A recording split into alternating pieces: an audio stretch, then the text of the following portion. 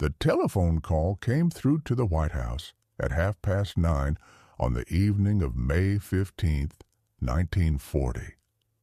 President Franklin D. Roosevelt was sitting at his desk in the Oval Study, the tall windows open, allowing the cool spring air to drift inside, when the operator connected him to London. The voice on the other end belonged to Winston Churchill, Britain's new Prime Minister for only 5 days. What Churchill said caused Roosevelt to reach for a cigarette, his fingers trembling just slightly. German panzer divisions had smashed through the French defenses at Sedan. They were driving rapidly toward the English Channel, threatening to cut the Allied armies in two.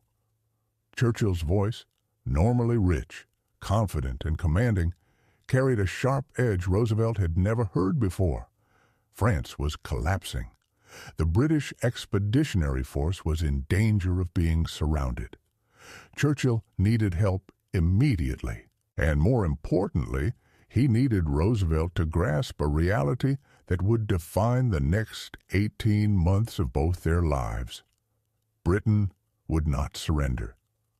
No matter what happened to France, no matter how dark the situation became, Britain would continue fighting. If necessary, it would fight on alone. Roosevelt placed the receiver back on its cradle and remained very still. Through the open window, he could hear the distant sounds of Washington at night, the traffic moving along Pennsylvania Avenue, the steady, ordinary rhythm of a country still at peace. But Roosevelt's mind was far from calm. He was calculating what Churchill's words truly meant. He had watched Europe slide toward war with increasing unease, but this moment felt different. This was the instant when an abstract danger became terrifyingly concrete. If France fell, and if Britain stood alone against Hitler's war machine, then only 3,000 miles of ocean would separate Nazi Germany from the shores of the United States. France collapses. The collapse of France unfolded with a speed that stunned even Germany's own generals. The German offensive had begun on May 10th, the same day Churchill replaced Neville Chamberlain as Prime Minister. Within 5 days, armored formations commanded by Heinz Guderian crossed the Meuse River and surged toward the coast. The French army, long regarded by military experts as the strongest in Europe, was coming apart. British and French forces were being pushed into an ever-shrinking pocket around the coastal town of Dunkirk. On May 20th, Roosevelt convened his cabinet. The men who gathered that morning represented the full spectrum of American political opinion about the European war. Secretary of State Cordell Hull, cautious and legalistic by nature, worried constantly about violating the Neutrality Acts Congress had passed to keep the United States out of foreign conflicts. Treasury Secretary Henry Morgenthau and Interior Secretary Harold Ickes, both more hawkish, argued for immediate aid to Britain and France. Secretary of War Harry Woodring, ironically, was an isolationist who believed America should stay completely clear of Europe's troubles. Roosevelt listened as the arguments unfolded, his face revealing nothing. When he finally spoke, his words were careful and measured, but beneath them ran a current of deep concern. The United States, he said, must do everything possible to assist the Allies short of actually entering the war. He emphasized those final words because Roosevelt understood something with absolute clarity. The American people were not ready to fight, not yet, and perhaps not ever. American public opinion made that painfully clear. Polls showed that more than 80% of Americans wanted Britain and France to defeat Germany, but only about 13% supported sending American troops to help them. The nation was still haunted by the First World War, by the 53,000 American soldiers who had died in France, and by the lingering belief that Europe's conflicts were not worth American blood. Roosevelt understood this feeling even as he feared the consequences. This was the political reality he faced as Churchill asked for help, and as Europe collapsed at a breathtaking pace. Belgium surrenders. On May 28th, Belgium surrendered. King Leopold ordered his army to lay down its weapons, opening a dangerous gap in the Allied lines and making the situation around Dunkirk even more desperate. That same day in London, Churchill's war cabinet assembled to confront a question that would determine Britain's fate. Should the country explore the possibility of a negotiated peace with Adolf Hitler? Lord Halifax, the Foreign Secretary, argued in favor of at least considering negotiations. France, he said, was finished. The British Expeditionary Force was trapped on the French coast. If Britain continued the fight alone, Halifax warned, the nation would be bombed, invaded, and eventually crushed. It might be wiser to explore what terms Hitler might offer while Britain still possessed bargaining power, while the Royal Navy remained intact, and the threat of a prolonged war might persuade Germany to compromise. Churchill listened carefully as Halifax made his case. Churchill's decision. When Halifax finished, Churchill rose from his chair and began pacing the cabinet room. His hands were clasped behind his back, his shoulders hunched forward in the posture that would soon become familiar to millions around the world. When he spoke, his words were blunt and uncompromising. Nations that went down fighting, Churchill said, could rise again. Nations that surrendered without resistance were finished forever. Any negotiations with Hitler would force Britain to accept terms that would reduce the country to a German dependency. The Royal Navy would be handed over. The British Empire would be dismantled. Hitler's word, Churchill said with open contempt, was worthless. Any agreement would merely serve as a prelude to complete subjugation. Britain would fight on, and if necessary, Britain would fight on alone. Dunkirk. Meanwhile, events on the French coast were reaching a climax. The evacuation from Dunkirk began on May 27th and continued for 9 agonizing days. The Royal Navy sent destroyers and cruisers into the shallow waters off the beaches, braving German artillery fire and relentless air attacks to lift soldiers from the sand. Civilian boats joined the effort, hundreds of small vessels crossing the English Channel to ferry exhausted men from the shore to larger ships waiting offshore. By June 4th, more than 330,000 British and French troops had been rescued. It was a military catastrophe, disguised as a miracle. The British Army had abandoned nearly all of its heavy equipment in France, thousands of vehicles, hundreds of tanks and artillery pieces, and vast quantities of supplies. The army had been saved, but it had been stripped of the weapons it would need to defend the British Isles if Germany attempted an invasion. We shall never surrender. That same day, Churchill addressed Parliament. His speech was broadcast on the BBC that evening, and Roosevelt listened from the White House as Churchill's voice crackled across the Atlantic. "We shall fight on the beaches," Churchill declared. "We shall fight on the landing grounds. We shall fight in the fields and in the streets. We shall fight in the hills. We shall never surrender." As Roosevelt listened, he felt something shift in his thinking. This was not political theater or empty rhetoric. It was a statement of intent, a promise that Britain would resist, no matter the cost.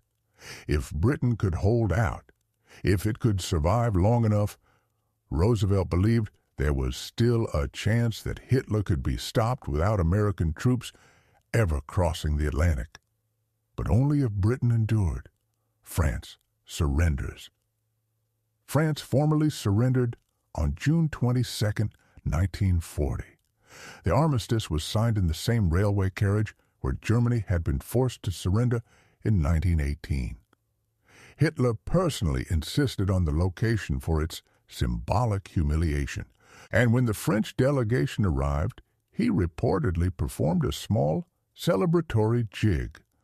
German troops marched into Paris, while the French government, now led by the elderly Marshal Philippe Pétain, relocated to the spa town of Vichy and began cooperating with the Nazi regime. Britain now stood entirely alone. Roosevelt's dilemma.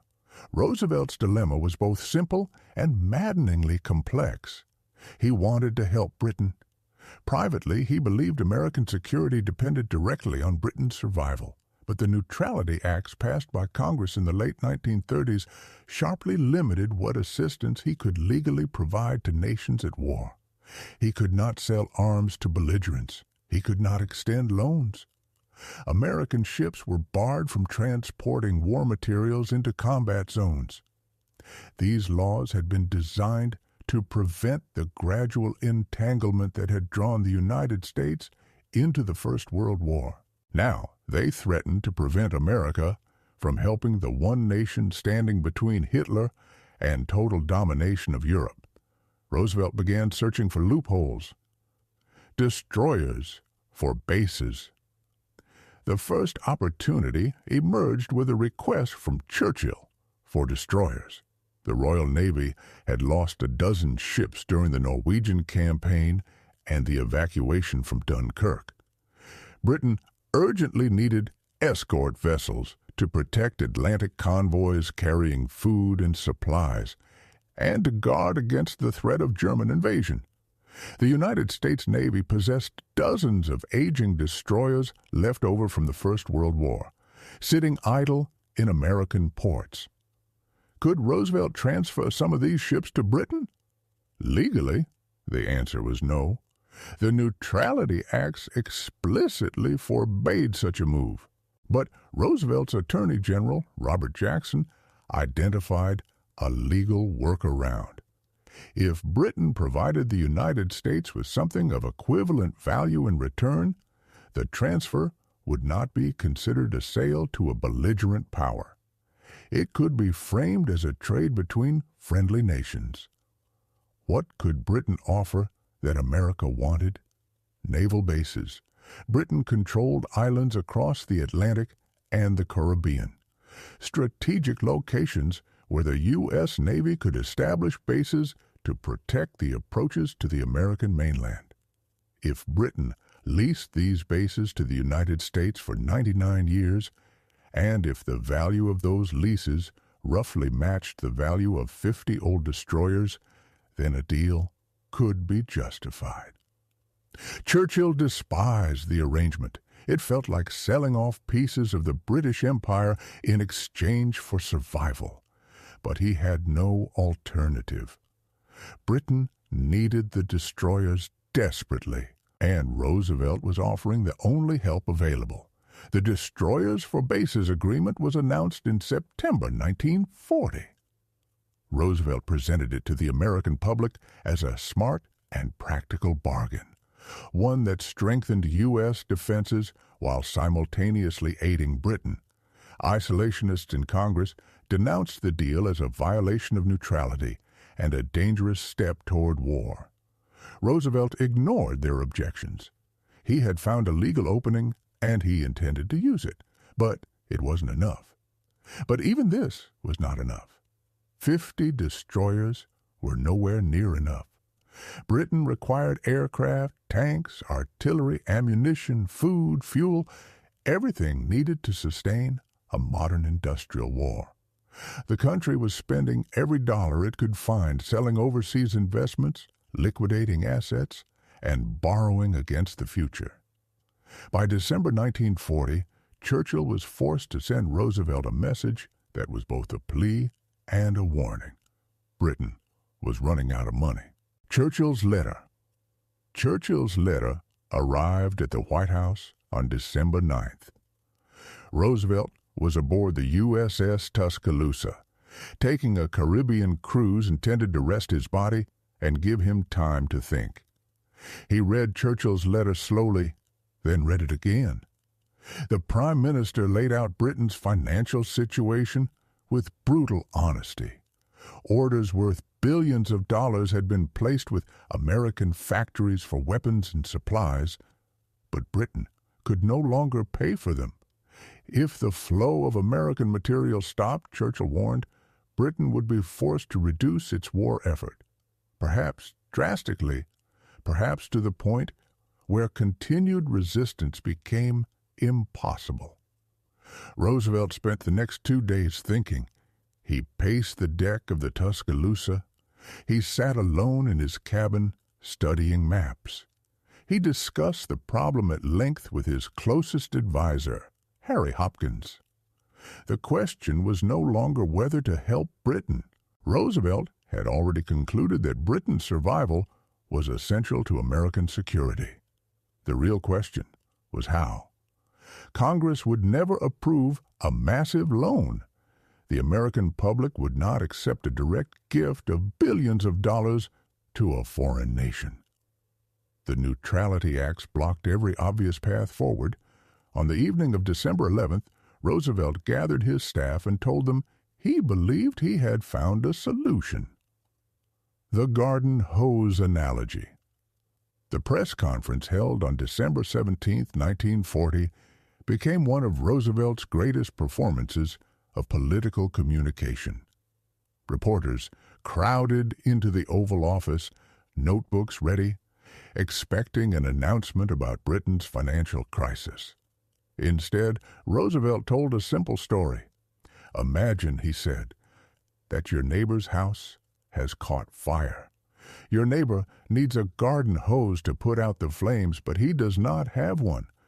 Would you refuse to lend him your hose simply because he could not pay for it? Of course not.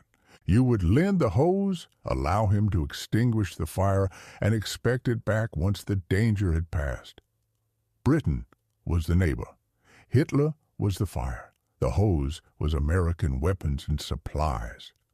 Roosevelt proposed a new system he called Lend-Lease. Under this plan, the United States would lend or lease weapons, equipment, and supplies to any nation whose defense was deemed vital to American security. Britain would not have to pay cash. After the war, whatever remained would be returned, and whatever had been destroyed or consumed would be settled later on terms to be determined. In the meantime, American factories would produce everything Britain needed to continue the fight. The opposition isolationists immediately understood what Roosevelt was attempting. Senator Burton Wheeler of Montana denounced Lend-Lease as the New Deal's foreign policy, equivalent to the Agricultural Adjustment Act. It will plow under every fourth American boy, he warned. Roosevelt was furious.